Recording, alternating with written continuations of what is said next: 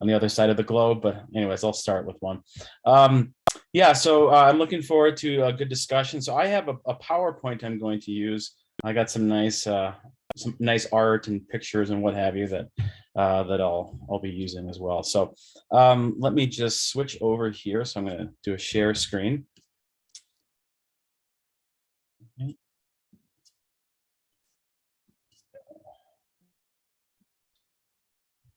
All right. So hopefully everyone can see that. All right. So we hear a lot of slogans today about having no limits, or why it's good to have boundless aspirations, limitless possibilities.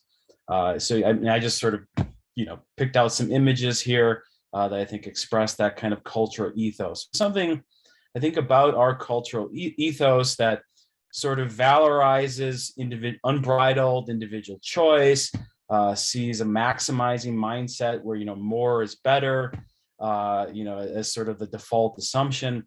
And so a lot of what I'm doing in this book is challenging those kinds of ideas. But while I think in some ways this is a modern thing, this sense of throwing off limits, valorizing individual choice, and maximizing our preferences. Nevertheless, I think this is an important part of our humanity. I don't see it simply in negative terms. In fact, I think just to go on here, that it's part of being human that we seek to transcend limits. This is part of our potential for human greatness. Part of what we achieve, in fact, what's best in our humanity is through this limit transcending feature of human life. So, on certain respects, I'll be clear that I think it's problematic. Nevertheless, I think it's something important about being human, that we seek to transcend limits, right? But at the same time, I think it's problematic insofar as it doesn't bring out what's best in our humanity, but brings out what's worst. It can lead to dehumanization. And so there's a need to think about place of limits within human life for achieving important human goods and also avoiding certain human evils.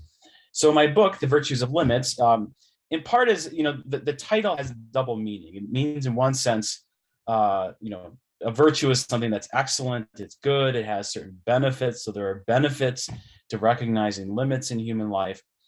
Well, also it refers to what I call the limiting virtues. So there's certain virtues, I think, that are particularly concerned with recognizing limits in human life. Now, I do think all of the virtues, my own account of the virtues is that the virtues are dispositions or modes of proper responsiveness to what's of value in the world, right? So I developed this idea in my book, Virtue and Meaning, that virtues are modes of being properly responsive to value. So for instance, justice responds to the value of human beings and their actions, gives people their due, right? And so it seeks to be properly responsive to, say, claims of human dignity. It's closely related to one of the virtues I'll be discussing, reverence. But so I think all of the virtues, generosity, courage, they all place constraints in our desires, insofar as they're things we ought to be concerned about, that we ought to be concerned with cultivating the virtues, because as Aristotle says, this is aiming at a noble kind of life, right? And the noble is an evaluative category that makes demands upon our desires and our choices.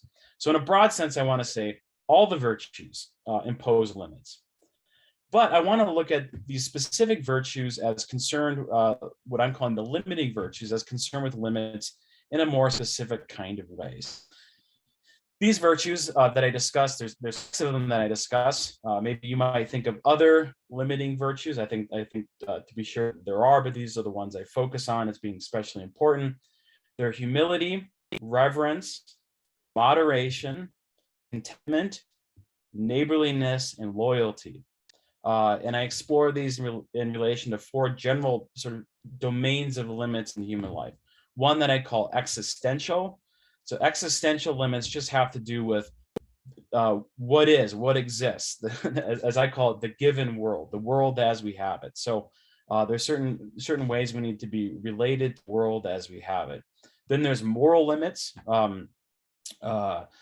I think in one sense, if moral just means how we ought to live our lives, and all the limits are moral limits, but in more specific areas that concern moral philosophers, where we talk about other regarding concern, issues of character formation, and so forth, there's a vein of moral limits. Also political limits, and lastly, economic limits. So I talk about these. So each of the chapters of my book are structured across these four kinds of limits, and then I look at how these six limiting virtues play out in these different domains. So I think in many ways, these virtues have been overlooked in contemporary virtue ethics, although some of them, maybe have been discussed. There's been a few books on loyalty, humility, as I think there's been a resurgence of interest on the virtue of humility. Reverence, there was a book by Paul Woodruff, about a decade ago on reverence, renewing a forgotten virtue, which I think is a very interesting book. But for the most part, even where they're discussed, it's not with regard to this general issue of the place of limits in human life. An account of the good life structured around the idea of limits. Limits have an important integral role to play in how we think about the good life. However, my aim here is not so much, as I've sort of already indicated, to critique virtue ethics here. I'm developing a kind of virtue ethic, but I'm more interested in countering some other prominent approaches, namely as autonomy-centered approaches to ethics and consequentialist or maximizing approaches to ethics. When I talk about autonomy-centered approaches, I'm thinking particularly if you're familiar with Kant's moral philosophy, particularly descending from Kant, contemporary Kantians who we might call liberal Kantians, who focus a lot on, to respect someone is to respect their autonomy, their individual choice. And so you see this a lot in issues of applied ethics. So I teach biomedical ethics pretty regularly, and you have these sort of very autonomy-focused perspectives. And so that's one kind of view I'm combating, but also a consequentialist view that focuses on maximizing. Okay, so hopefully that all makes sense so far. So I'll be going through each of these six kinds of limiting virtues. But I want to set this up a little further by looking at. So I begin the book talking about these what I call two fundamental existential stances,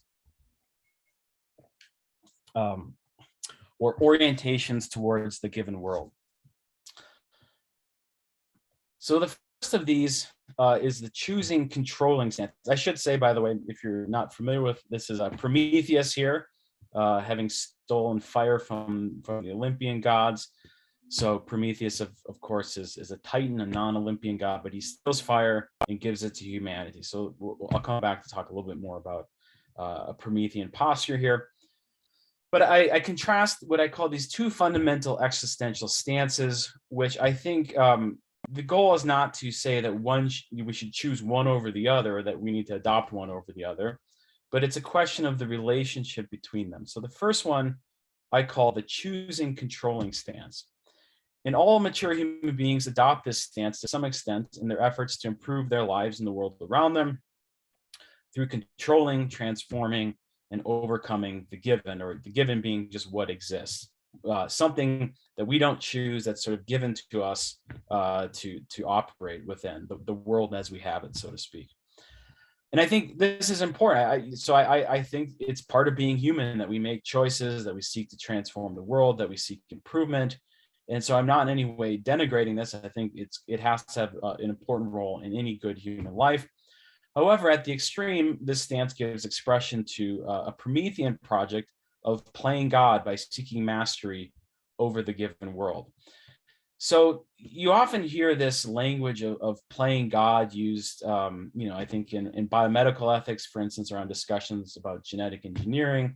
Sometimes you hear it in environmental ethics. It's usually, offered as a critique that you're somehow, it's kind of a hubristic posture. It lacks humility. That it's a kind of stance of unlimited mastery over the world. Now, of course, Prometheus in the Greek myth is a god, is a Titan god, but this has sort of become an image where Prometheus gives fire to human beings so that fire is a transforming agent, right? And so now they can cook, they can, have light, they can, have heat in the cold. So it's usually connected with, especially in the modern period, with a kind of scientific technological mindset. That there's a philosopher, Ronald Dworkin, who described Promethean as the patron saint of dangerous discoveries and the sort of scientific technological mindset where we have to push on, to always advance our understanding, advance our control over the world. So the posture is one that seeks in principle a kind of unlimited control over the world, and really taking on a godlike posture. I think you see something of this, in many different traditions. I mean, I think you can read, for instance, the biblical story of the Garden of Eden, and much of Genesis as sort of warning about the dangers of assuming a godlike posture over the world. You see that in the Tower of Babel. I give a philosophical reading of the Garden of Eden story and the current book project on spiritual alienation.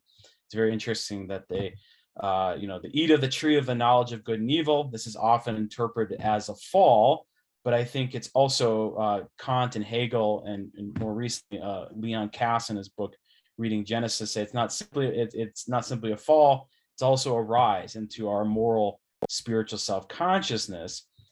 But it sort of speaks to our situatedness between the beast and the divine. And I think you see the same concern in Greek thought about our situatedness between the beast. We shouldn't act like beasts, but there's also a danger of aspiring to the divine. Different Greek philosophers and Greek thinkers had different stances towards this. Aristotle said we should be pro-immortal. We should seek to immortalize ourselves as far as possible. Matt Walker has written a good book on these issues, on Aristotle and contemplation. I recommend that book.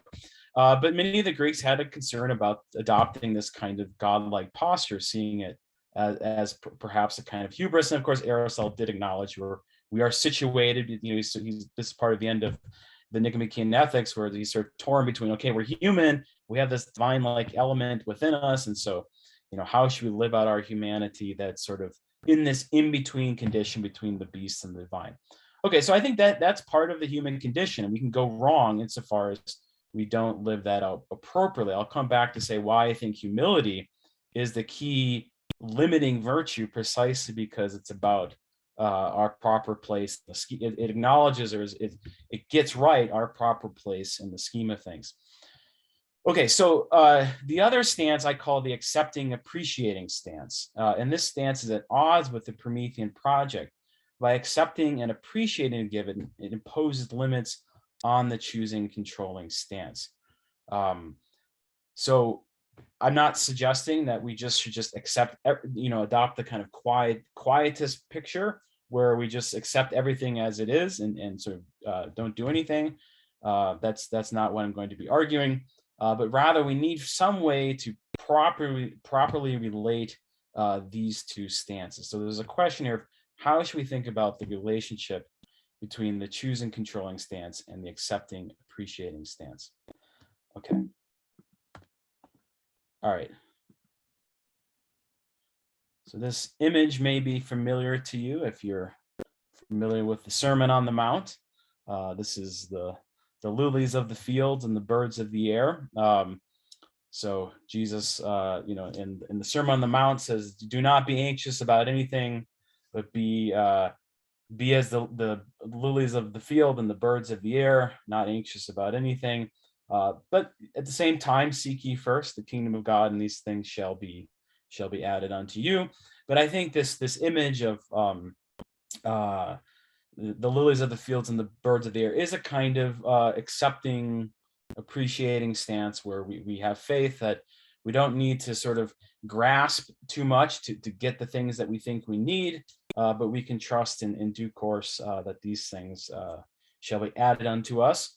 But in any case, one of the things I seek to argue in the book, and that I'm trying to make the case for here as well, is going back to this question of the relationship between the accepting, appreciating stance and the choosing, controlling stance. I think, and I argue that the accepting, appreciating stance needs to be understood as more fundamental. Sometimes you see people who talk about, they have different ways of talking about these two basic stances, um, but they're basically getting at this idea. And sometimes what you see is people say, well, we need to balance them. We need a balance of choosing and controlling. And we need, we also need some accepting, appreciating. So maybe it's just about getting enough of both in our lives, right? We need a little choosing, we need a little accepting, appreciating. And that seems on first blush plausible enough, but I actually think we have to see the accepting, appreciating stance as more fundamental. And so there's three reasons why I see this stance as more fundamental.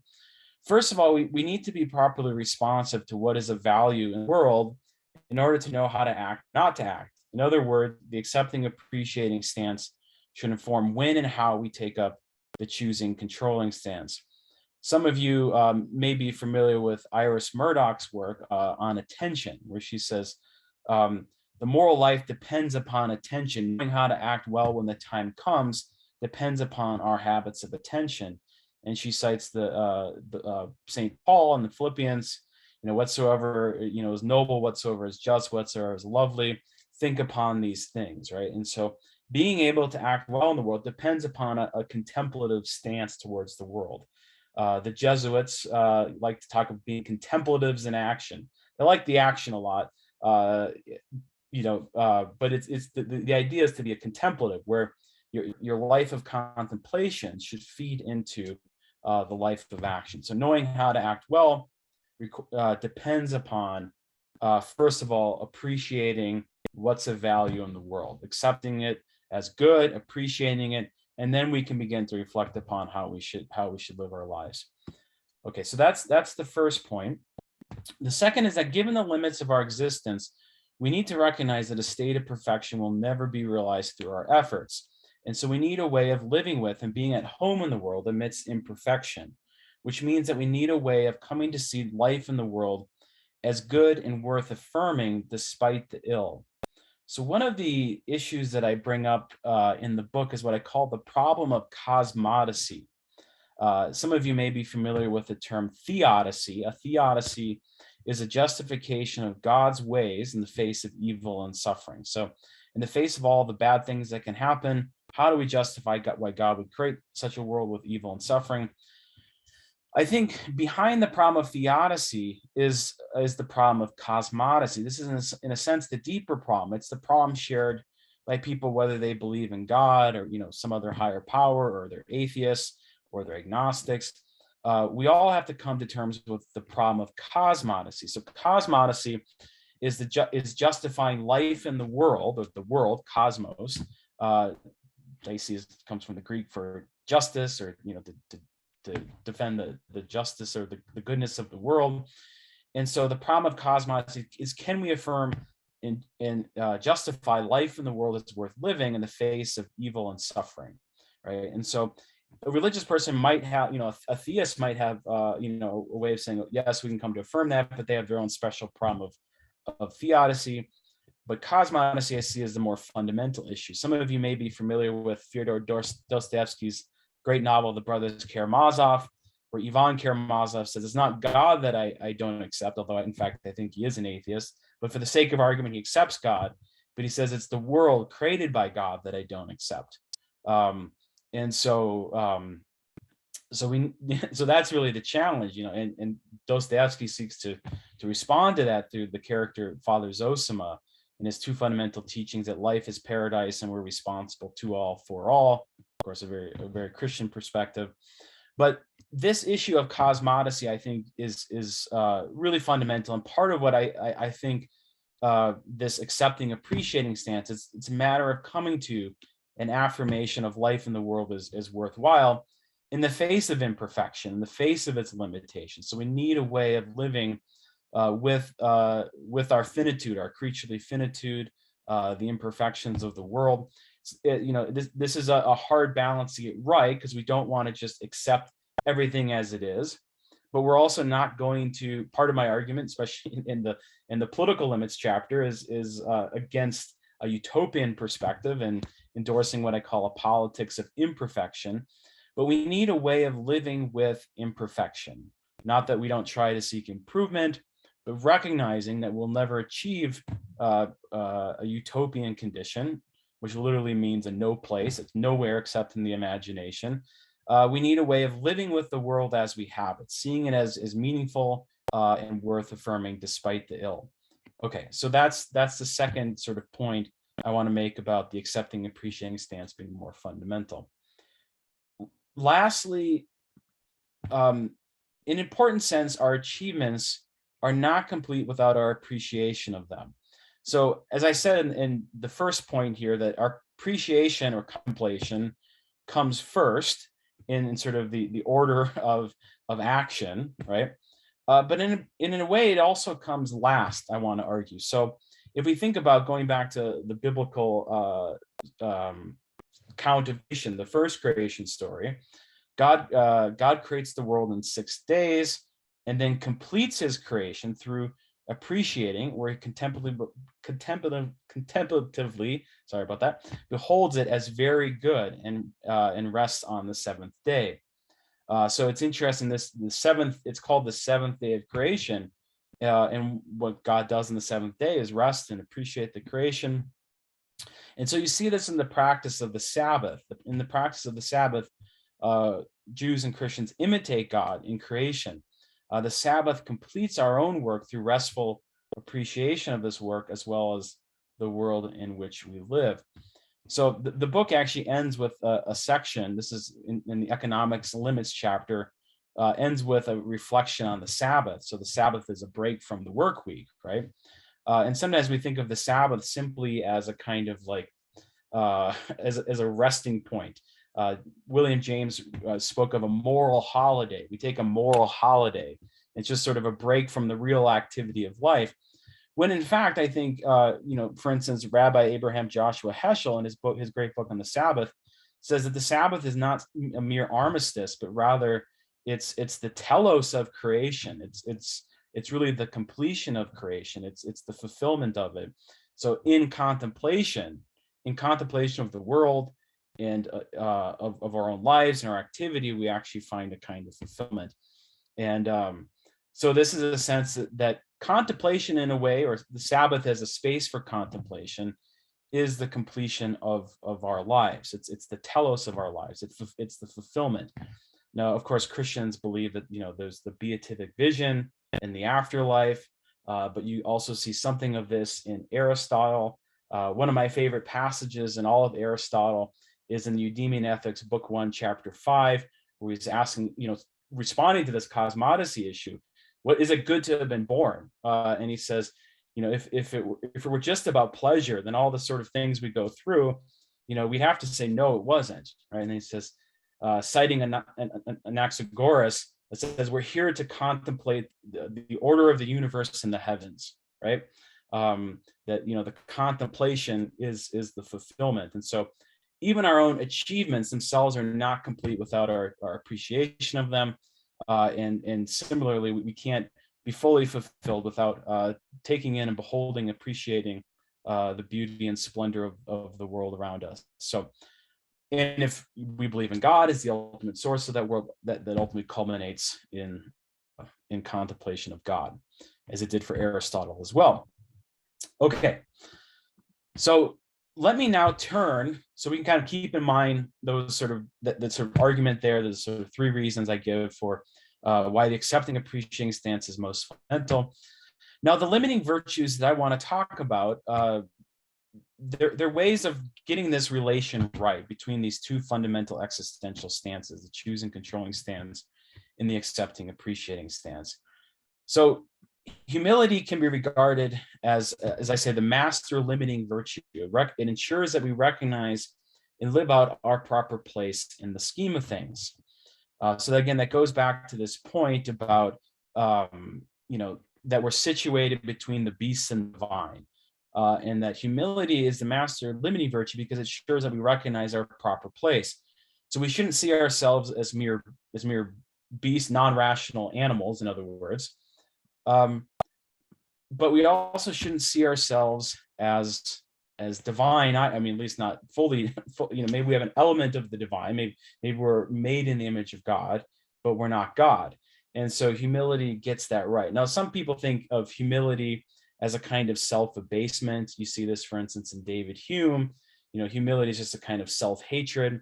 I think Aquinas gets this right. I'm not just saying this because Father James is here, but I think he gets it right because he sees it as needing to be paired with magnanimity. That that humility and magnanimity both are crucial. Humility especially restrains us from, as Aquinas says, from aspiring to high things immoderately, and magnanimity sort of raises us up so we don't sort of wallow in self-pity or looking down on ourselves. So a kind of self-abasement is not appropriate. So I think humility has to be paired with what we might call proper pride, a sense of the dignity of humanity, of what we can be and what we ought to be.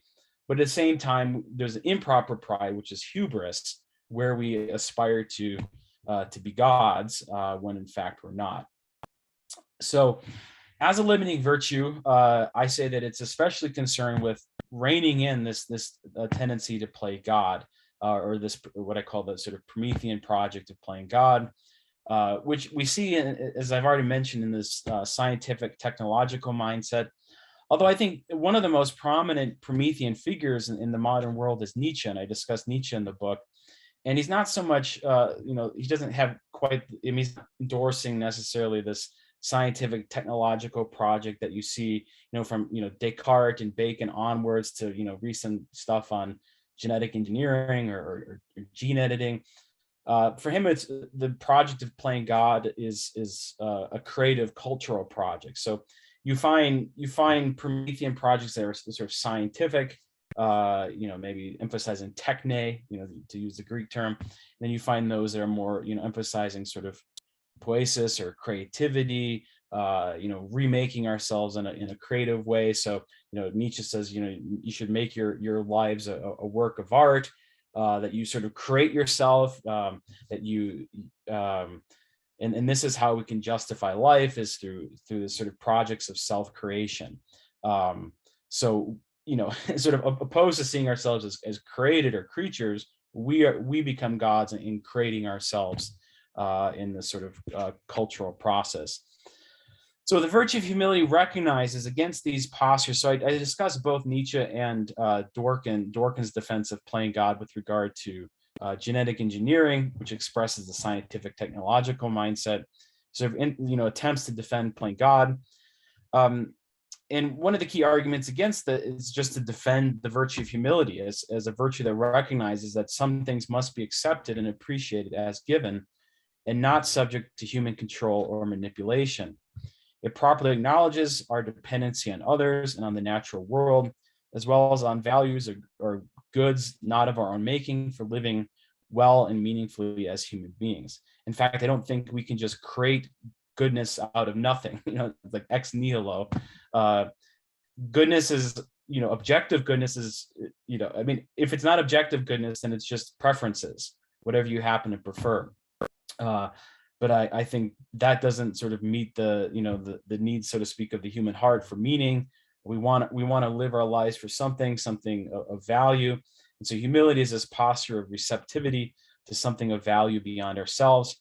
And it acknowledges our natural, personal, and moral limitations. And so it's really the key virtue, because it's really about, in broad terms, recognizing our place within the world, within the scheme of things. How should we be within, with regard to human existence, the world, things of value beyond ourselves. And so for that reason, I see it as the master limiting virtue. So each of these we can get into discussing in more detail, but I did just want to kind of provide, give a sense overall of these 6 limiting virtues. So with that in mind, let me move on to the second limiting virtue, which is reverence. I think another word for this is piety. Reverence, maybe. So partly I'm trying to I think a lot of this fits within a religious framework, or many different of the great religions would recognize these virtues. But it's, in the first instance, I'm appealing to a phenomenology, a kind of experience of the world, what it is to see the world through this lens, which I think someone could recognize whether they see themselves as religious or not. I think in one sense, if you have, if you experience reverence, I mean, that is a kind of, I think many people would see it as a kind of religious emotion. So if we're just talking about the feeling of it, not the virtue of it is I say, being properly responsive through reverential attitudes and behavior to what is reverence worthy. For instance, human life, God, maybe the natural world, and seeing this as placing constraints in our will.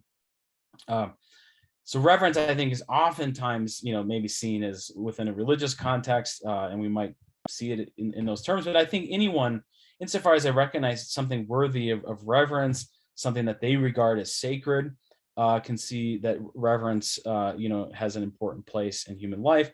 And we can regard it as a virtue insofar as there's a proper way of being responsive to the reverence worthy. So the virtue of reverence is concerned with being properly responsive. Now, if we think about piety is oftentimes concerned with the sources of human existence. So for instance, there's filial piety. Confucians oftentimes strongly emphasize filial piety. Of course, in the biblical tradition, one of the 10 Commandments is honor your father and mother, placed directly after those duties towards God, or the duties towards your parents, and then duties towards your neighbor. So a lot of traditional moral frameworks recognize, filial piety as having a central role, but also this religious piety towards God. People will talk about natural piety insofar as the natural world is the source of our lives.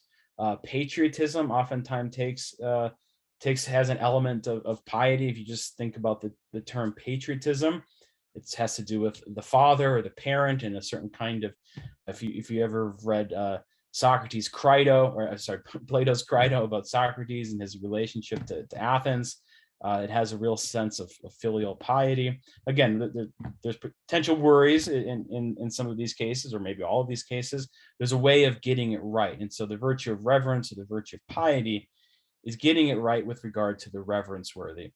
And so all those things, I mean, the piety, oftentimes, when people talk about piety, they're referring to something about the sources of life. But I think also we can have piety for life. It's, that there's something sacred about life, human life, maybe in particular. And so when I talk about the virtue of reverence or piety, I'm talking about this mode of being properly responsive to the reverence worthy.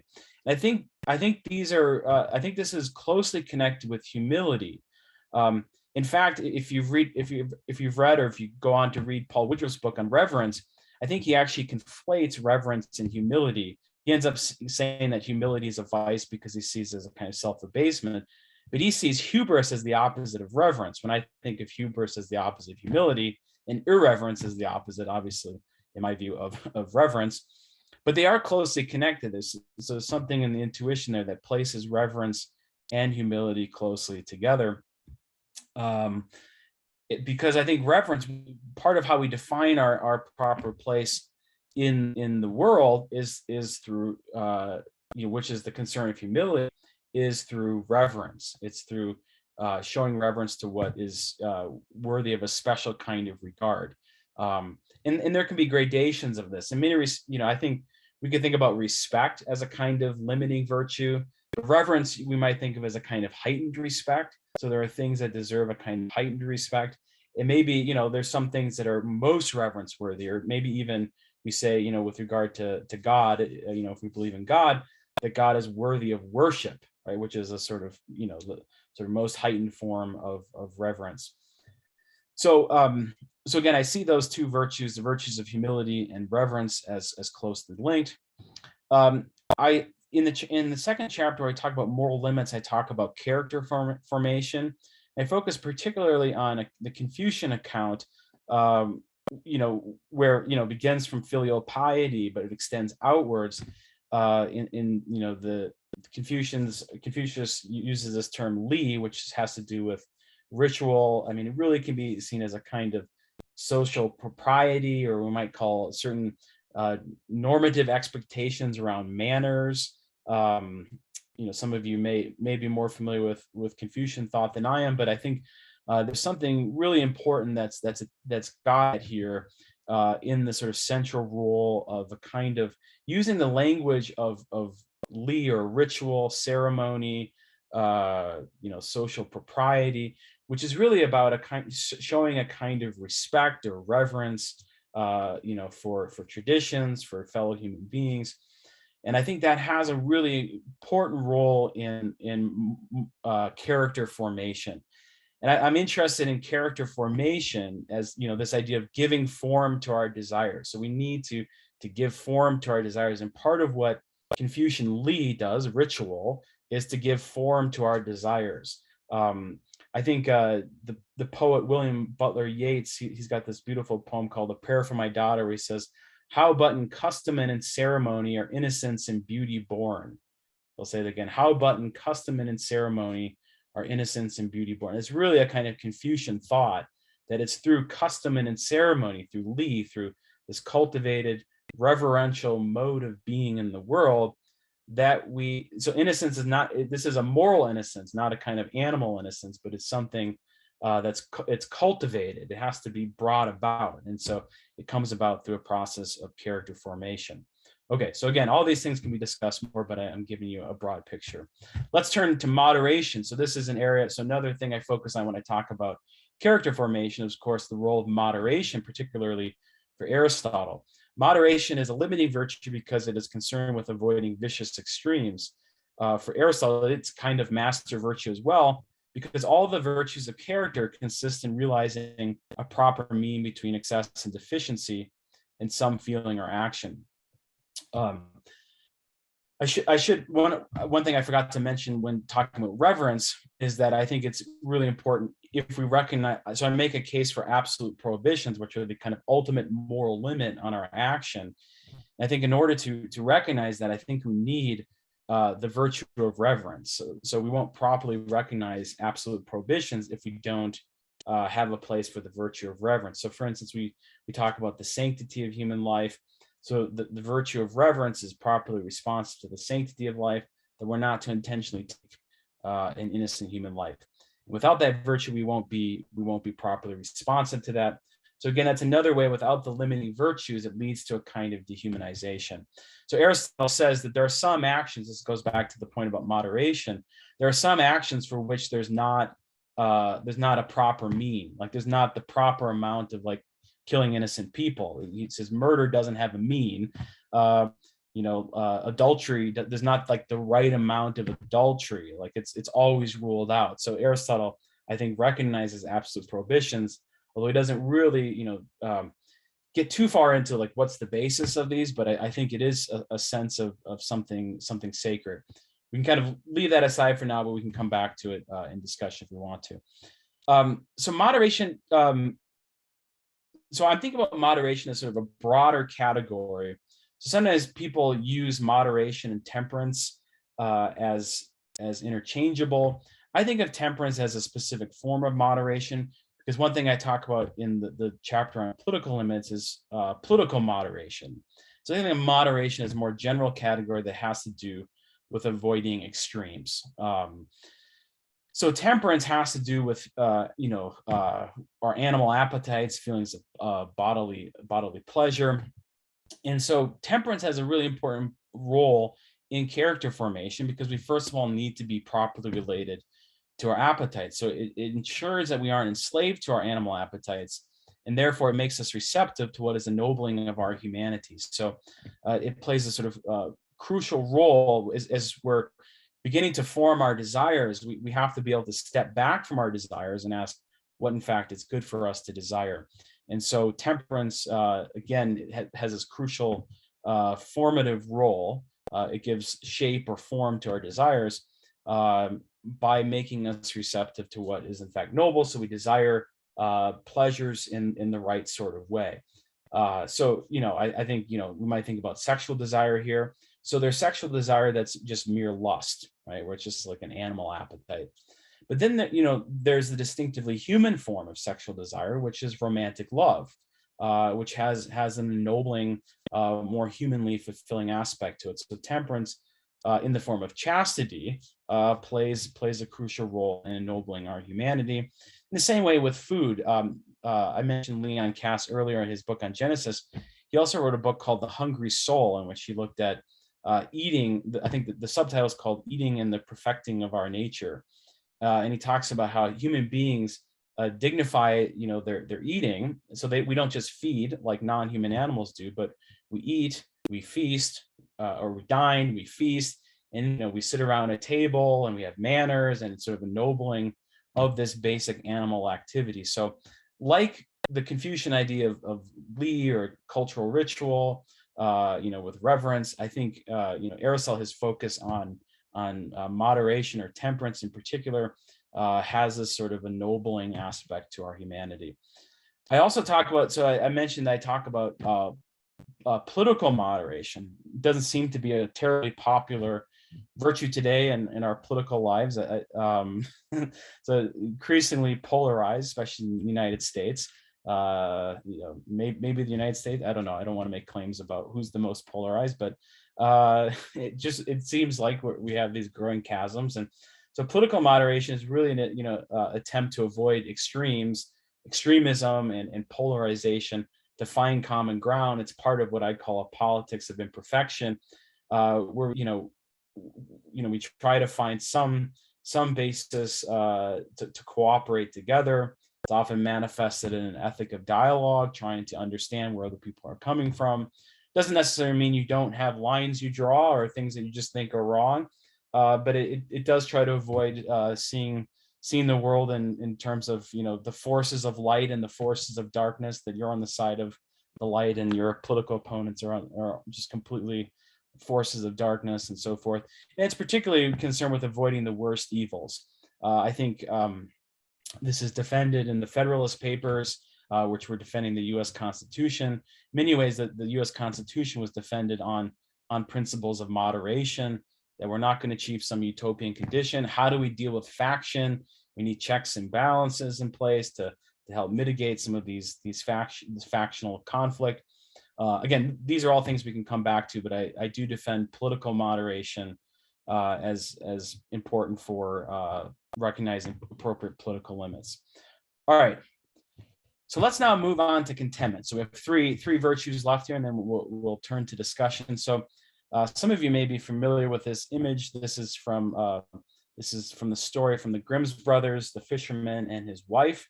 This is where this fisherman catches this magic talking fish, and he goes back and tells his wife about it. And she's like, well, you found a magic fish. Why didn't you ask for something? And so she tells him to go back, and she says they live in a small little hut. The German for it, I think, is piss pot. So it's not a very nice thing. So they want, understandable. They want a nice little cottage. And so they get that. She's happy for a little bit. And then she's like, well, really, I'd want, a castle. And then, it goes on and on till she is, wants to be emperor, wants to be pope. Really, she ultimately wants to be God. She's sort of upset that the sun and moon do not rise and fall at her command. And ultimately, she ends up when she asks to be God, the magic talking fish basically says, "Go back and you'll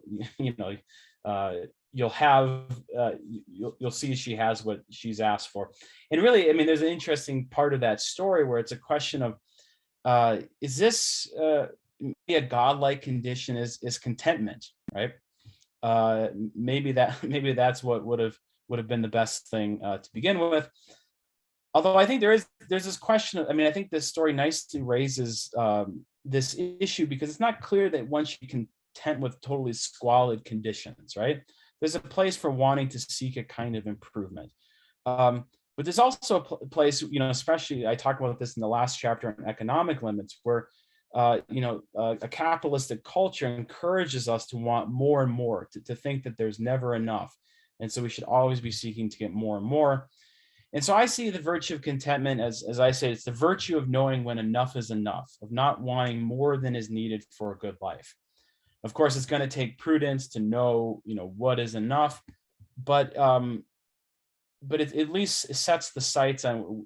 We want to understand what the goal is not to have more and more, right? But the goal is to have a sufficient amount, right? Enough to live well, right? Aristotle talks about this when he talks about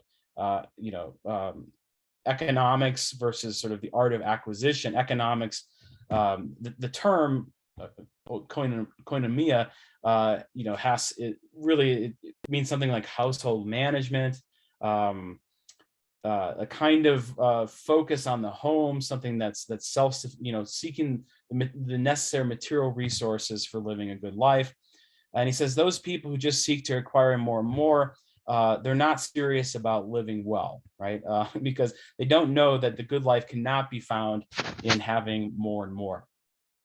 But I think at a broader level, so contentment is not just focused on the economic domain, but it goes back to that point that we need a way of living with imperfection. So contentment, the virtue of contentment, does not deny that we ought in many ways to seek improvement, but it acknowledges that we need to find a way to be at home in the world amidst imperfection. And so it requires that we cultivate a grateful or appreciative orientation towards the world. So we don't begin by just pointing out all the faults and seeking to be discontent with everything, but rather we begin by counting our blessings, right? Now we may still need to seek improvement, but contentment is more about a disposition or an orientation. It's a kind of Cheshire Calhoun has an essay called "On Being Content with Imperfection," when she talks about having a certain expectation frame, right? That where it's a kind of she describes contentment as a virtue of appreciation. It's something, it's focused on first appreciating. Now we may come to think that we don't have enough, and to go back to the story of the Brother Grimm's fairy tale, the fisherman and his wife, we may think, no, it's a squalid hut. That's not sufficient. Maybe it's right for people to have adequate housing. We have some sense of what adequate housing would be. So it's not opposed to improvement, but it first seeks to find the good. So contentment, I see as a virtue that first seeks to find the good, and then sort of work out what would be enough. So this also plays out then in my account of a politics of imperfection in chapter 3, and I defend there a sufficientarian account of distributive justice, where what's important is not that everyone has the same, but that everyone has enough. So most common accounts of distributive justice are egalitarian in some form. A very prominent view has been what's called luck egalitarianism, where differences of wealth and income that result from choice maybe are all right, but differences that result from your different circumstances, whether your social circumstances or natural circumstances, have to be readjusted. There needs to be some redistribution, and in those cases, distribution we should try to equalize as far as possible.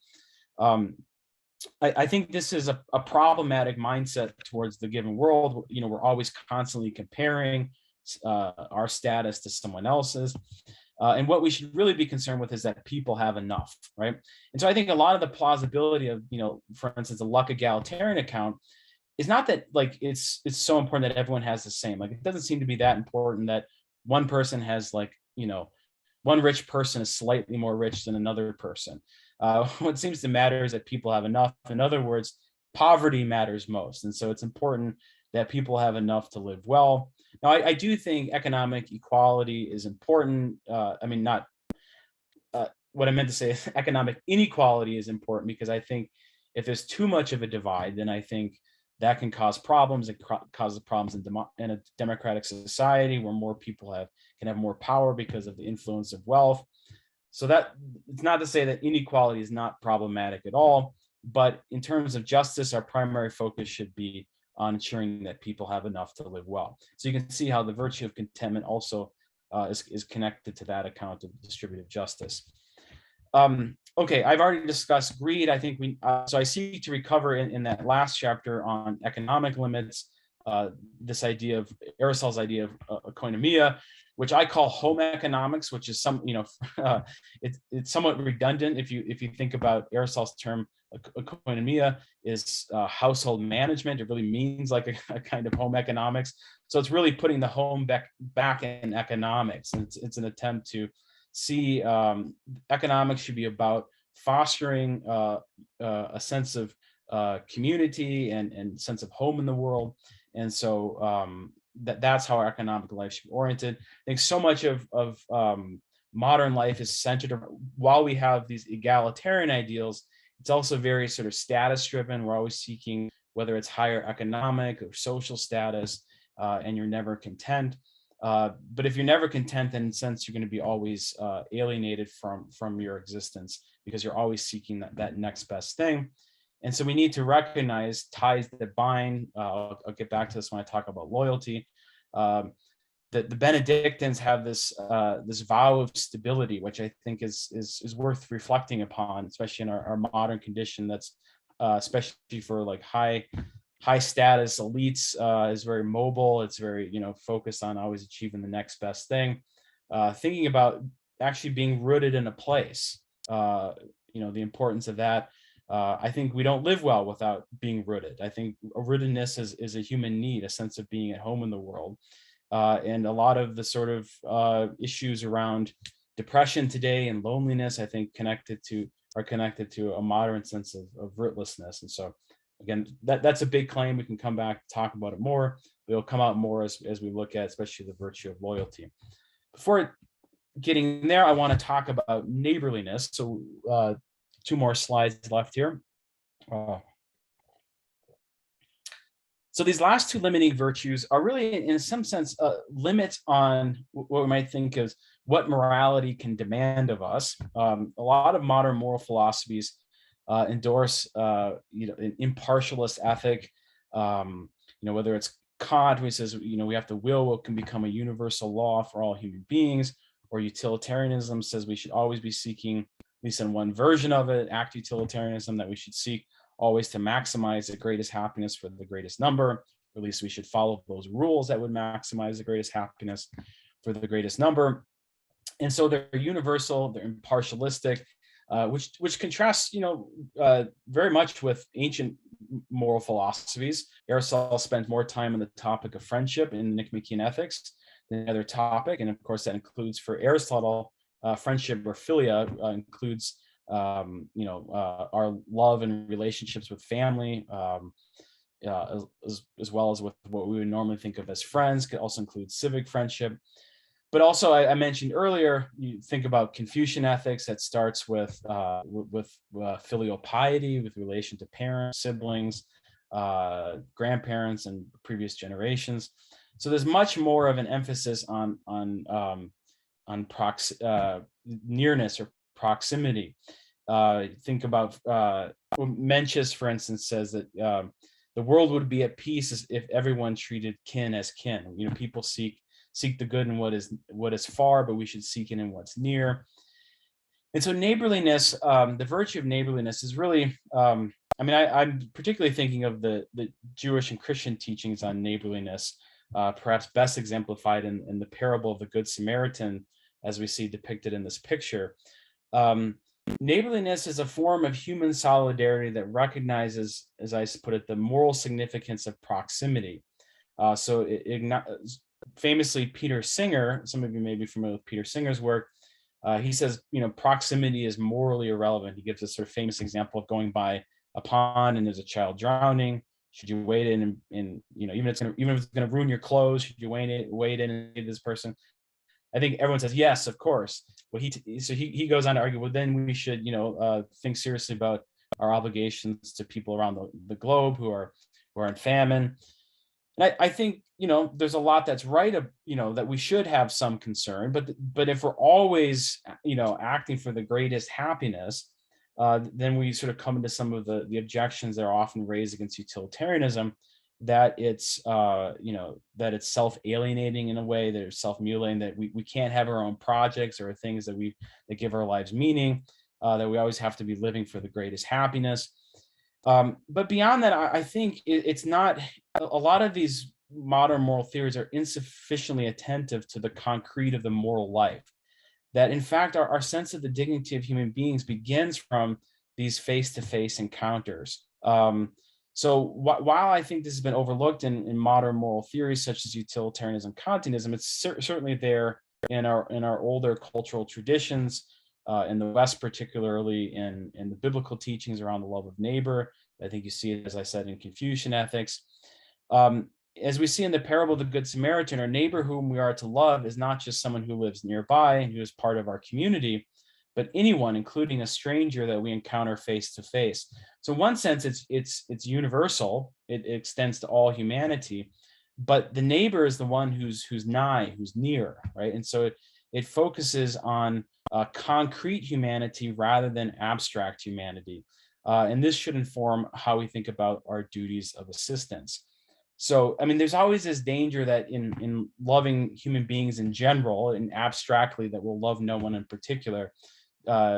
Dickens had in Bleak House has this character, Mrs. Jellyby, who describes as having telescopic eyes, who is always looking to far off causes but neglects her own children. Right? You can think of a number of these sort of instances where people find it easier to love human beings in general than to love people in particular. In fact, one character in Dostoevsky's Brothers Karamazov says, I marvel at myself, the more I love human beings in general, the more I dislike people in particular. And we can have these sort of high-minded ideals. Maybe we're serving the cause of humanity, but we can't love the person right in front of us, because the fact is human beings are imperfect and we ourselves are imperfect. And it's not always easy to care and love for the people around us. So the proof is really in the pudding. So the virtue of neighborliness requires us to focus on, as G.K. Chesterton put it, the sample of humanity that's actually given to us, the person who's there in our lives. He says this is a much more serious occupation than sort of a general love of humanity, which we could kind of choose however we're going to fulfill that and may not have to love anyone in particular. I also developed this idea of neighborliness as within a political outlook, where I do defend patriotism as a kind of loyalty to our fellow citizens, the people whom we share in a place with. Again, I think neighborliness recognizes human dignity in the concrete, and so it should naturally extend beyond that. But it gives a kind of priority or focus to proximity to the person who's there before us. So, and then the last limiting virtue then is loyalty. So when we love and care for those who are there in our lives, we will form identity constituting bonds of attachment with some of these particular people. We'll come to recognize demands of loyalty to them that sustain the good of the relationship and which give grateful recognition to the goods we have received from them. So loyalty is particularly concerned with proper partiality. It's a virtue that's concerned with getting that right. And it places limits on the extent of our attachments and how far we can be expected to go in pursuing impartial concern. It involves binding attachment that is maintained through thick and thin. Aristotle famously said, a friend to all is a friend to none. We can't, as it were, be friends with everyone, although maybe in the Facebook, Twitter age, we some people might aspire to it, but people are not less lonely in the age of social media. They're in fact more lonely, because we do need these ties that bind, these that are maintained, as I say, through thick and thin. And so part of the point, as I said, about loyalty is that it just gives recognition to the good of the relationship, and recognizing that particular person and the relationship we formed with them. We recognize that we have demands of loyalty to them. Now, there are dangers, of course, with loyalty, that we could justify bad things in the name of loyalty. So there's virtuous loyalty, and then there's vicious loyalty. And I think going back to patriotism, I think you can see that as a specific kind of loyalty. And we can say that there are improper forms of patriotism and there are proper forms. There's proper love of country, and there's forms that that are improper. To cite Chesterton again, he says that the person who says my country right or wrong is like someone saying my mother drunk or sober. He says it's not like you'd be in just a state of indifference if your mother took to drink, but you would try to help her out. So patriotism is a love of country that seeks the good for one's country. And it also is not necessarily, it shouldn't be opposed, especially if we recognize, reverence is another limiting virtue concerned with human dignity. It's not opposed to that, but it says it's important to have proper partiality. It makes important certain goods in human life, from family to friendship, to being a fellow citizen, sharing in a common political project, living together under common laws, giving to one's country. All those things are an important part of being human. It also contributes to our belonging. There's another kind of loyalty, just to end on this point, which brings us back to discussion of the existential stances. And I call this loyalty to the given. So it recognizes that the given world makes demands upon us for loyalty, and we can fail to be properly responsive to existing value by refusing to belong to the given world. This loyalty to the given provides the wider context in which more particular loyalties find their proper place. So this again brings us back to that stance. Of how we relate to the world. Should we reject it? Should we sort of say, no, I want a different world? Or should we first seek to attend to the good that is in the world? And when we do that, we find that it makes certain demands upon us to belong to it. And so again, I think this is important for becoming at home in the world rather than alienated from it. We can't live well in a state of alienation, and so we have to find a way to be at peace with the world, to be at peace with imperfection. So again, this is part of the accepting, appreciating stance that enables us to, in the face of imperfection, while we seek improvement, we also need to find a way to be at peace with it, to be at home in it. And so again, it brings us back to that issue of cosmodicy. Can we find the world worthwhile, worth living in? And so again, I think when we engage in a kind of appreciative posture towards the world, we rightly see it as demanding a kind of loyalty of us. So with that, I will end, and we can have some discussion. I look forward to hearing some of your thoughts, but thank you for listening. With this PowerPoint up, I haven't been able to see the time. I hope I haven't gone too long. If I have, I apologize. Yeah. No, thank you very much, David. We appreciate it that you were willing to talk to us about your book and go into some details on that. I mean, I find it very intuitive, so I'm afraid my comments are not probably very challenging. I would just think, well, it's obviously true, game over. But at this point, we turn to our audience. You're welcome to get in on the conversation here with David. What I'd ask you is, as Jacob has raised his hand, you can raise your hand in the queue. But I'd ask you, what our policy here at the Thomistic Institute is to write out your question in the chat before, because we've often had in the past people come and have kind of weird questions. So I apologize for the policy, but that's sort of what we do. And with everything going on, if I can put it this way, with everything going on in the world, we can't be too careful.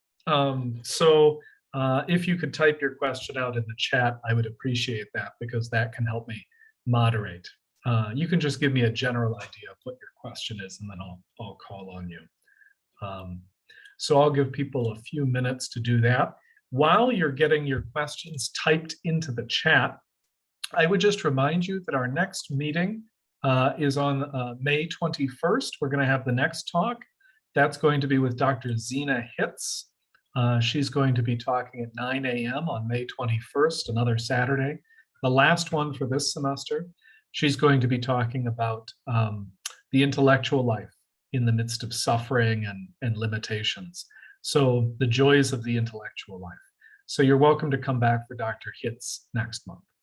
Okay. I haven't seen anybody type any questions yet, but I guess, Jacob, could I ask you to speak? Is it all right? But I'd ask Dr. or Terry Lamb if maybe you could write your question while we're waiting. Here we are. Okay. Would you like to ask your question, Jacob? Sorry. Sorry, I think Jacob was first. Jacob, would you like to ask your question? Yes. Hi, this was absolutely awesome. Thank you so much. I appreciate it. And this might be a subject for a whole other book. This book seems very well developed. We got a very coherent framework.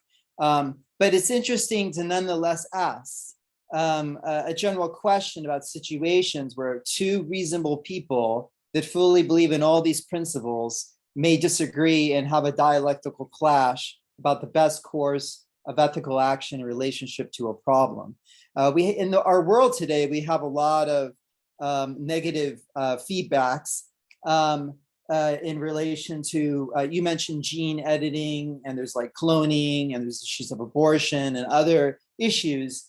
But I'm wondering, with respect to others like climate change, how we manage like COVID-19 and like consumption of meat, the viruses moving from animals to humans, these sort of problems, how you think about, in a Bayesian sort of way, when there's so much disputes and misinformation about scientific fact, we come to some sort of an agreement politically about the best course of action.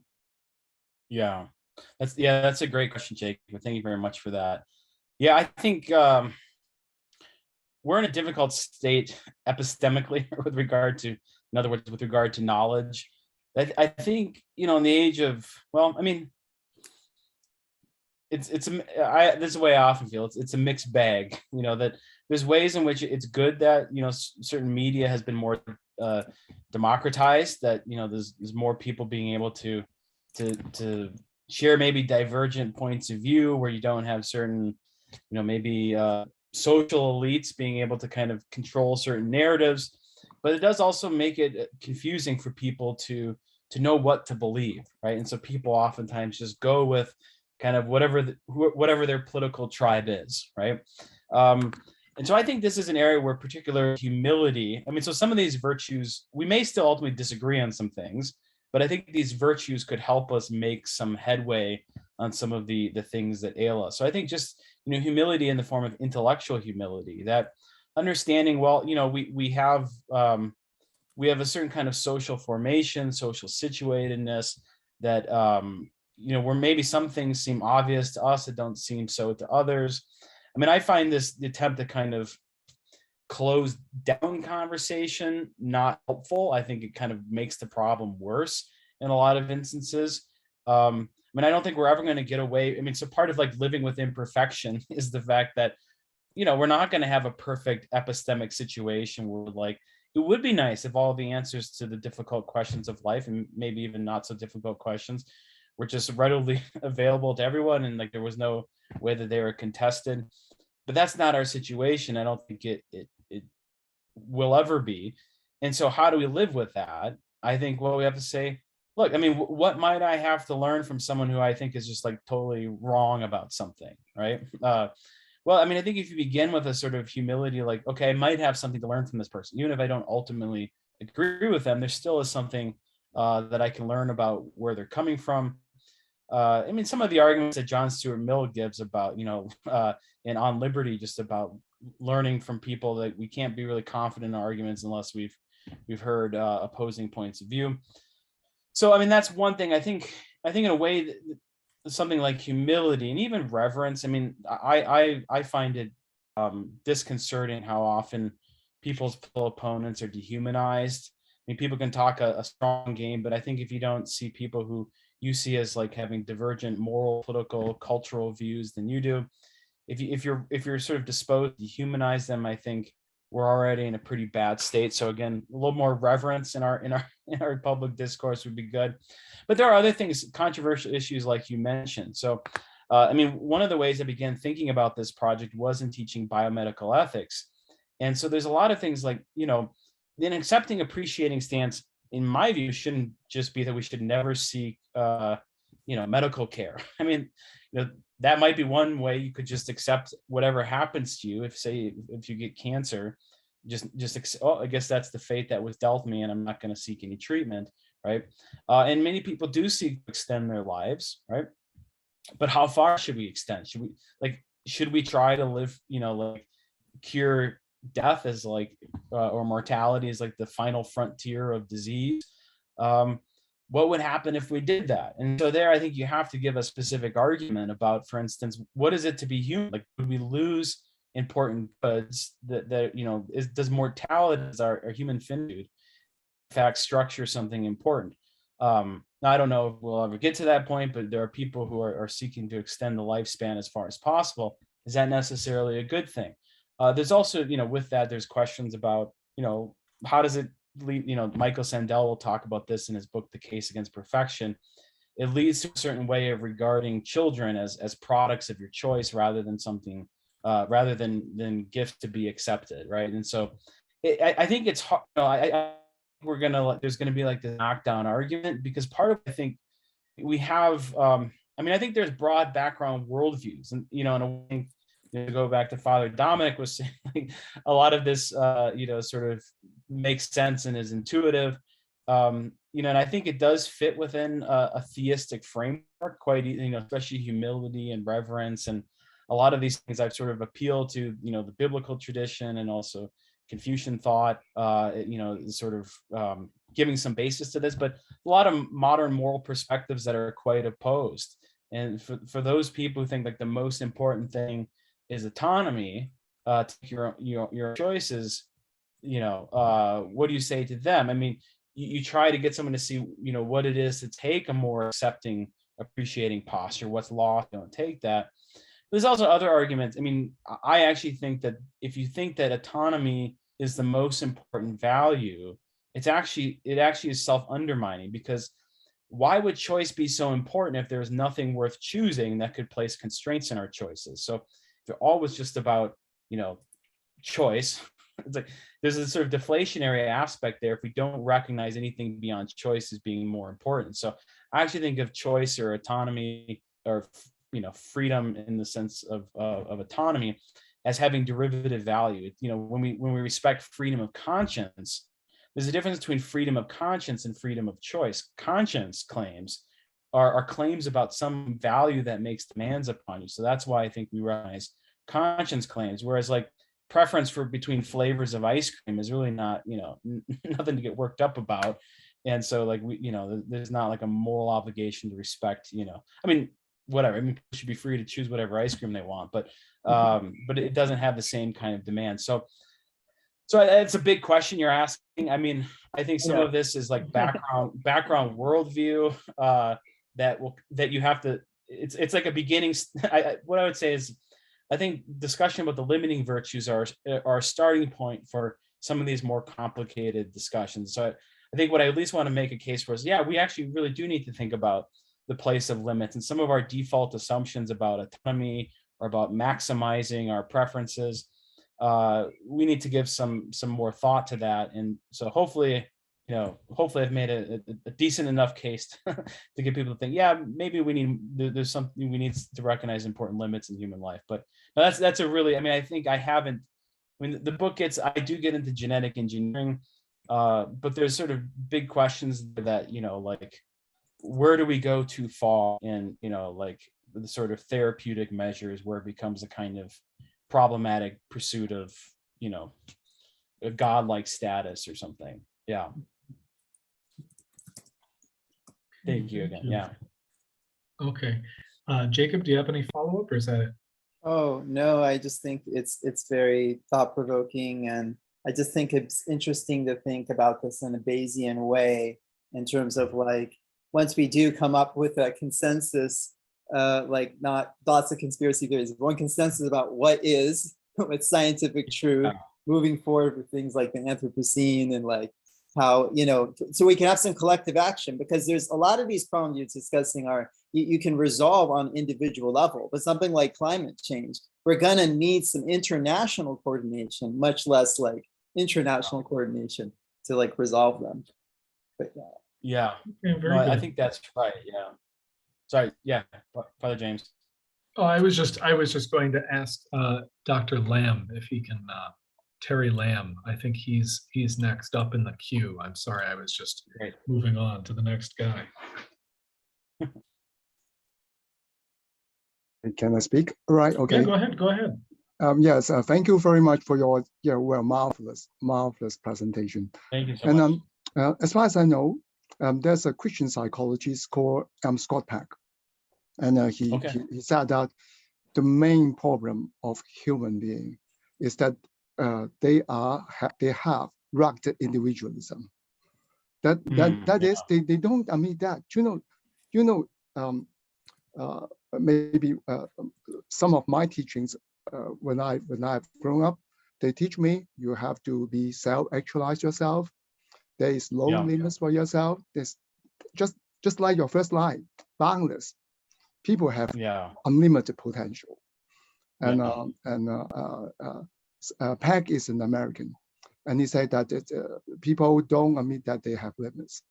And the main point, I understand that you mentioned the virtues of that limits, but I think that just minority, only a small group of people can appreciate that. How can you convince people that of the large culture that they have limits, and they really get the virtues of your limits that you mentioned? Thank you. Yeah, thanks. Could you just trying to get up a document so I could write down, what was the name of the psychologist again? The psychologist is called Scott Peck, and his famous book is called The Road Less Traveled. The Road Less Traveled, Scott Peck, Christian psychologist. And he mentioned that it's one very main problem of human beings is that they are rugged individualism. That means that they have a big ego. They don't believe that they have limits. Right, okay. All right, okay. So why should I listen to limits of the virtues of limits? Why should I have limits? How can you convince them? I do think that it is the mass culture of the Western teaching, or even now in Hong Kong, they believe. Yeah, no, I think that's really, and I think there's parts of our social context, with marketing and, it's like, there's all these influence we have that like realize yourself through buying this stuff, and, the sort of ideals of authenticity.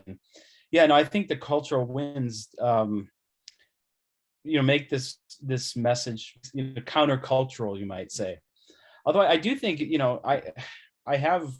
does seem like it's a message that people are hungry for at the same time. That I would say one thing, first point I would make to your question, which I think is a great question, like it's what I thought about this a lot. How do you try to make this case for the importance of limits? In one sense, like it's unavoidable. Like it's the stance that we are sort of limitless, to go, look at those slogans, right? They're false, they're illusory, that they're not, we do run up against them. I mean, for one thing, we're all going to die, we also all need to sleep. We have all these sort of like, I think we forget our embodiment, that we're embodied creatures, that one way or another, we're going to come up with our limits. The question is, are we going to acknowledge them appropriately? So I think in a way it's unavoidable. Even take, what you said, individualism, right? I mean, we have this culture of individualism, of individual choice, but people are more lonely. I've mentioned this before, that people are more lonely now than ever before. And we have all these, what are called deaths of despair, right? Where, people are medicating themselves to death in various ways, maybe committing suicide. Suicide numbers have unfortunately gone up. And so that, part of it's linked into this sense of rootlessness, lack of connection, right? That in an important sense, we only really realize our individuality in communion with others. And I don't think we should, I think individuality is important. I don't want to deny that, it's important that we are our own distinct individual person. But at the same time, we're inherently social creatures that need others. We're dependent upon others in order to live fulfilling human lives. And so again, I think this is why you see in a lot of the great traditional forms of ethics a recognition of our need for social connectedness, like Aristotle on his books on friendship, or the importance of family life in both Confucian and Christian Jewish traditions. So I guess in one sense, like, I hope to convince people so they don't have to find out the hard way. So, the goal is that we want to live well. We don't want to sort of learn. You can learn via negativa, through the negative, by running into the fact that, wow, we actually, we're not atomized individuals who can just choose, whatever we want, and we're seeking to maximize ourselves. Because I think the proof is in the pudding in this argument, is that, will that non-limit recognizing outlook, will it actually make us fulfilled? And my argument is that it won't. And so sooner or later we're going to find it out, but we should probably begin by, and I mean, it'd be better if we recognize, I think, these virtues. I mean, even just the process of character formation, like giving form to desire. I mean, I think the problem is like perpetual adolescence, so to speak, sort of chafes at all restrictions, chafes at all boundaries on our desires, and says, I want to do whatever I want, right? And maybe the only restriction is other people's choices, right? Maybe the only limit on my choice is another person's choice, that everyone has to be sort of mutually consenting. But that's I mean, again, I just don't think that's a realistic picture of human life. And that's the sort of case I try to make the book, is that while transcending limits in one sense, like we try to push ourselves to achieve what's best in our humanity, and our current limitations, we may need to go beyond. But we also need, if we're going to live well, if we're going to live fulfilling human lives, we need to have these virtues. And so that's the case. Again, I think the proof will be in the pudding, but I think he's just trying to, part of what I'm trying to do is, as it were, is like paint a picture of a kind of life, right? So there's different ways we could live our lives. We can live our lives as just isolated individuals choosing to maximize our desires, the satisfaction of our desires. That's one way to live your life. But I think here's another picture of life where we recognize humility, reverence, contentment, loyalty, neighborliness, moderation as sort of centrally important virtues. And this is the picture of life it offers, right? And so it's like comparing ways of life, so to speak. And my case is that this one will be more fulfilling, more human than the other. Does that make sense? I mean, does that sound sort of convincing, or you have your own thoughts on how you might make that case? Great. Yeah, thanks. That's a great question. Really great question. I think we have next Matthew Walker. Okay. Hi, David. Thank you for your talk. It's a very rich project you have working on here.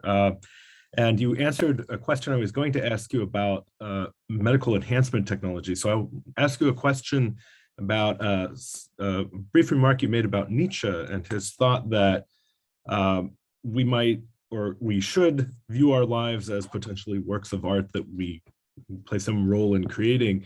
And you suggested, I take it, that claim coming out of Nietzsche's mouth was an example of this boundless or limitless perspective. And I guess I was wondering, Nietzsche aside, whether you see any potential value in the thought that our lives could be works of art potentially. I'm wondering whether the worry is about the notion of viewing one's life as a work of art, or whether it's maybe a certain particular specification of that idea, right? So you might think that in the modern age, and if you're thinking about the artist as a kind of godlike creative figure who has powers that are more than human, right? The notion of artistic creation might seem to take on that boundless or limitless perspective, but there could be maybe a different way of thinking about the role of the artist and of maybe ourselves. So I just wanted to hear whether you're objecting to that way of thinking about one's life potentially, or whether it was about maybe a specific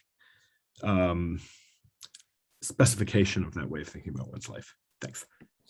Yeah, that's a great. I'm glad you asked me about Nietzsche, because he's a complicated figure, and it's hard to kind of in passing make a remark about Nietzsche. And so it's nice it's good to have an opportunity to fill that out more.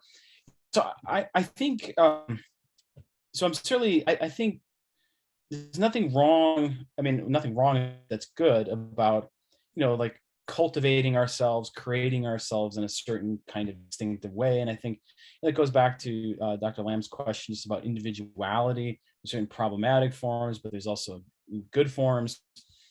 And I just with art, I mean, I think of art, properly speaking, as sort of obedient to the demands of beauty. I have a pretty traditional view of art, and I think a lot of, frankly, recent 20th century art is rubbish, and it's not. It is more. It's the problematic, like, it's either kind of throwing your face in the muck, like, look at this ugly thing, like a toilet or something, like Duchamp's urinal, and whatever. It's in a museum. I don't know if it's art as it ought to be, anyways. So I think there is a way of art, or even like how we cultivate ourselves, and maybe we seek to make our lives a work of art, so to speak, but in responsiveness to the good, the true, and the beautiful. I think, obviously Aristotle's, this idea of noble, or to call on, really has aesthetic connotations, that it's the noble, the beautiful, the fine, and we're seeking to live fine lives, the beautiful lives, noble lives. And so I think that certainly has a role.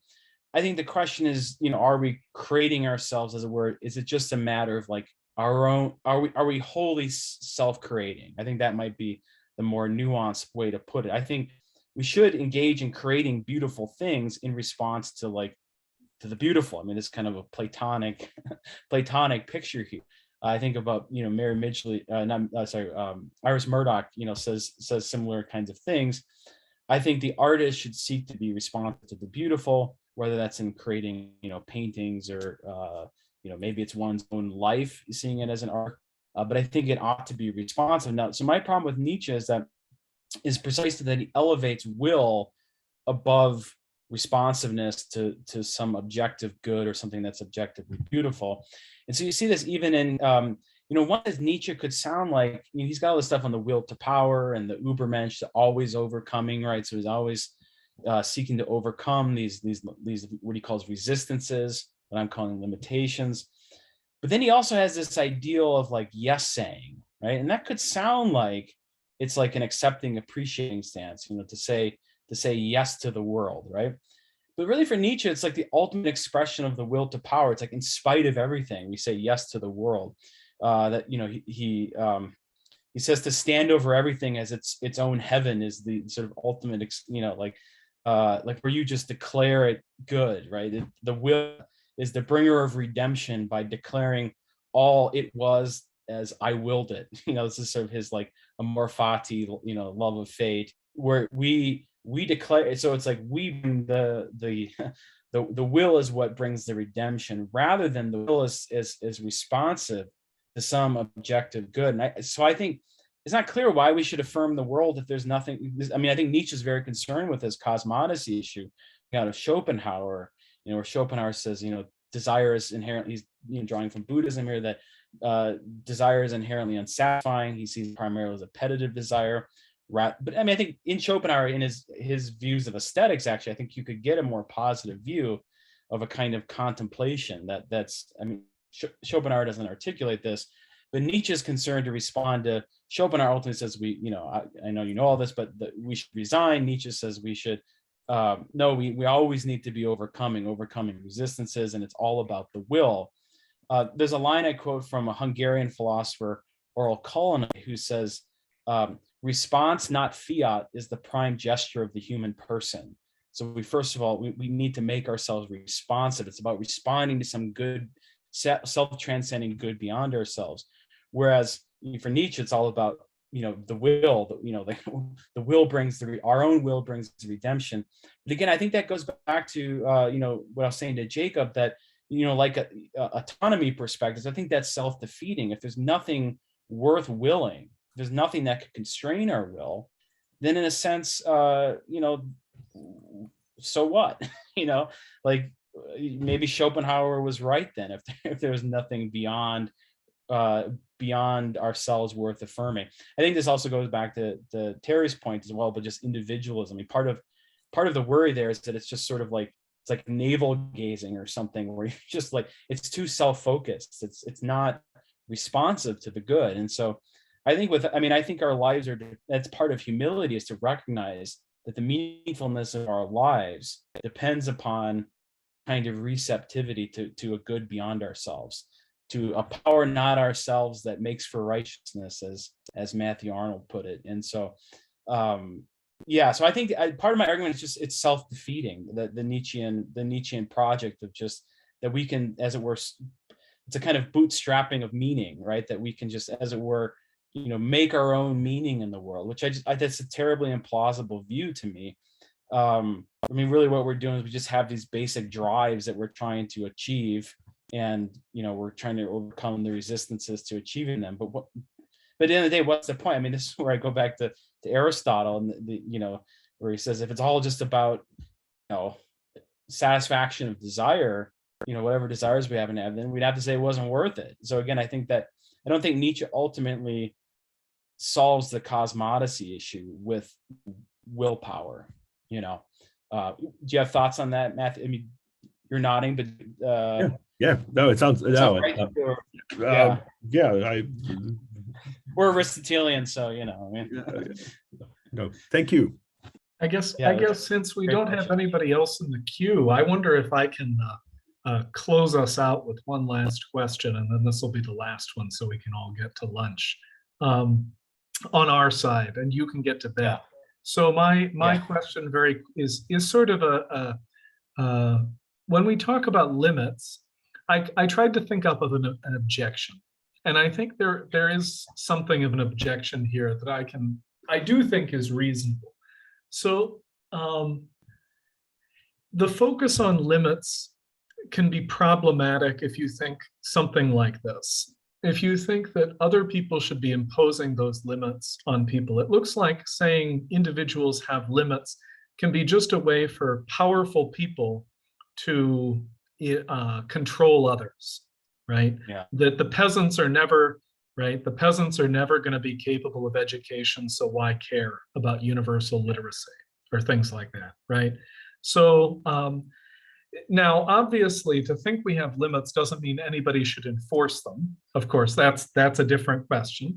But you might think there's a deeper issue here, which is sort of epistemic, which is, yes, there's a way in which we have to be content with our limits. We have to respect those limits, but we're very often wrong epistemically about what our limits are. And very often we use limits as part of a rationalization for evil behavior personally. So for example, I was talking to my students the other day, and I gave them, I thought was a very clear moral example where I was talking about you're walking past a child about to fall into, an infant about to fall into a pool, and who fell into a pool and is actively drowning. And I said, you're on your way to a meeting in a suit. And I said, well, wouldn't you, what do you think you should do in this case? And they said, well, just let the baby drown. And I was like, whoa. They said, well, because, there are limits to the sorts of things we have obligations to do, and we don't have an obligation there. It's someone else's business. And I think, well, of course, people have sometimes feelings or thoughts about what their moral limits are that are just sometimes ferocious or horrendous or problematic. So that's my question there at the end. Yeah, no, I think that's very good. That connects, I think, with Jacob's question earlier. Just there's certain kinds of contested territory. This sort of case, the sort of Good Samaritan case that you were talking about. There might be someone who says, well, the child made the choice. It's kind of like, as long as we respect everyone's individual choices, we can just go about our way. That might be one way of how we should be in the world. So the one question is, what positive duties, if any, do we have? Right? Some people might think we just have sort of negative duties to respect people's freedom, and people can do whatever they want. Now, in the case, if it's a child, and did they know what they were doing? Obviously, it was probably an accident. And so, what obligations do we have? Well, I mean, I think you'd have to make a case about human dignity here, and that it makes certain demands upon you. I mean, so some of the things the sort of cases of just justifying what I think both you and I would, and probably all of us here would regard as immoral behavior, sort of letting someone in front of, like, a child who you could easily save die, that seems immoral. So how do we justify that? I mean, I think, well, like, I think some of it is, again, appeal to human dignity. And if someone says, well, I don't, why should I, it's just about me. Again, I think there's something self-undermining about, like, I'm the only one that's important, right? If you're the only one who's important, then you're not really important, right? I mean, because if like, what makes you important? Is it just that you have certain desires that you want to fulfill? Or is it that your desires, are seen as needing to be responsive to things that actually have value? I mean, I think much in the moral life, I mean, there's a certain way, if someone's like a committed immoralist who just doesn't, if they like don't recognize human dignity, then there's a certain point where you say, well, it's like, glad we have enough people who believe in it that we can, hopefully create a functioning society and raise up children, to try to get them to see, that human beings really do have an inherent worth. And so I think all you can do is like try to show people the implications of their beliefs. Like, if you believe that, this is where I think it leads you, and this is where maybe it leads society. So that one is sort of by way, these are the bullets you have to bite, right? I mean, for instance, I don't have much in common with Peter Singer, right? So for Peter Singer, life is valuable insofar as it's, pleasure, as long as like the pleasure outweighs the pain, or the preference satisfying outweighs the sort of dissatisfying pleasure. So I mean, his views on like the end of life are going to be very different from my own, for instance, or frankly at the beginning of life too. And so like, question, like, how do you argue with Peter Singer, right? Committed, utilitarian who's willing to bite a lot of bullets that maybe other people might not be willing to bite. Well, you just, you try to show the bullets you got to bite, and you try to show, like, this is why I see it as compelling to see the world in these terms. But if they don't, at the end of the day, you just hope this is the point of culture. You hope you cultivate enough of a culture where these things are embraced. And so that's, I think, one point. So like, I think you can depict these things through story. That's part of what this parable of the Good Samaritan does. I think different films and stories can help reveal human dignity and help someone to come to see it. But if people are blind, they're blind, and maybe you, I don't know, you just, like, it's good we have laws, well, we don't actually have Good Samaritan laws in most places, but you can be responsible for leaving the scene of an accident, and maybe we should have some Good Samaritan laws. I think the other thing you were raising, I think partly I was thinking about contentment here. I found when I've talked about these different limiting virtues, contentment in a way is, I think, often seen as maybe one of the more worrisome ones, precisely because it could suggest a kind of quietistic view where we just, like, we should just seek to be content with, like, with all the injustices in the world. I mean, there's a tough question there about what, how can one be content in a world in which there's injustice, right? And so there can sometimes be some people who are very sort of like committed to, certain, part of what is justice. I mean, there's a substantive questions, involved with sort of thinking about justice, but justice and contentment seem to be in tension at times. The sense of, like Martin Luther King Jr. was like, let us not be satisfied, right? I mean, there's a certain way in which we shouldn't be satisfied, right?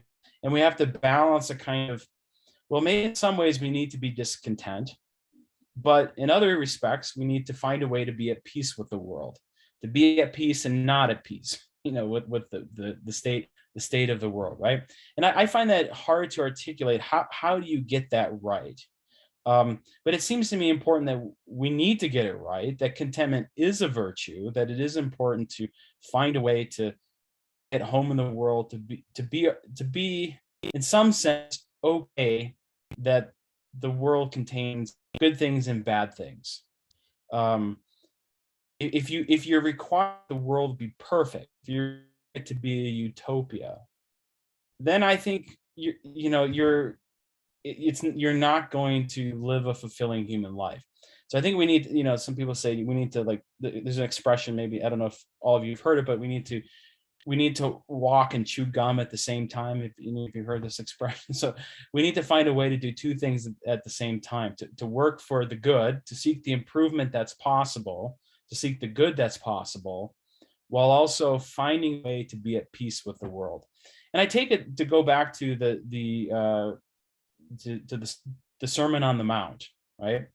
When Jesus says, consider the lilies of the field and the birds of the air, right? Don't worry about what tomorrow will bring, right? There's a certain way, a certain message of contentment. While at the same time, he says, seek ye first God's righteousness, right? And all these things shall be added unto you. So there's a way of, we need to seek the good. It's not a kind of just passive. I'm certainly not, going back to the choosing, controlling, transforming stance versus the accepting, appreciating stance. It's a way you have to get those right together. And I think people are going to disagree about how to get that right.